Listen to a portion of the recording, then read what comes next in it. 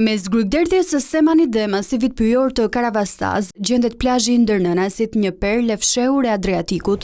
Pavarësisht se Ndërnënasi ka një vijë bregdetare prej 8 kilometrash dhe plazhi është i rrethuar me këneta e pyje, për shkak të harrecës së investimeve, zona nuk përfshihet në listën e destinacioneve të njohura publike për pushime.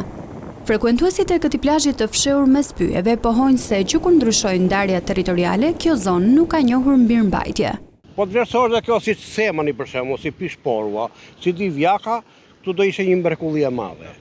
Kjo është një mrekulli që na ka falur natyra dhe nuk e shfrytëzon njeri. Është pa shfrytëzuar. Bashkia s've dorë fare, s'njihet as bashkia asgjë. Është gjuna turp, shikoj. Ka. Një tjetër problematik madhore mbetet rruga e amortizuar që të çon drejt plazhit. Segmenti prej më shumë se 3 kilometra që kalon përmes hapësirave ranore dhe peizazhit të veçantë është një makth për pushuesit. Shkojnë Divjak, shkojnë Pishpora me autobusa, pagojnë parat me autobusa, pse mos vinë këtu ata kur të ketë kushte të tilla? Nuk po themi dritë elektrike.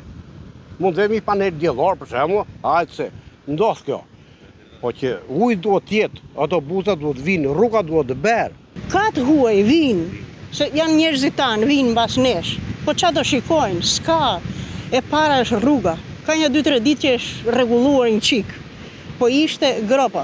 Kurse disa herë ngeci makina, dolëm e shtytëm. Po, që nga ajo gjatja atje që i thonë shtylla dyshe që i thonë, to është ajo pjesa aty që vjen që sa mbatin ato, po këto i kanë bërë vetë, se nuk hyn dot me makinë. Ata thonë gjithashtu se plazhi frekuentohet edhe nga turistë të huaj, të cilët pavarësisht mungesës së shërbimeve vinë për vlerat kurative. Ky është plazhi shumë herë më i kurueshëm nga të gjithë plazhet që ekzistojnë në të zonën tonë.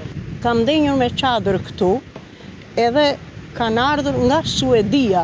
Banorët apelojnë një zëri për vëmendje për përmirësimin e infrastrukturës dhe mirëmbajtjen e vijës bregdetare të Ndërnënasit.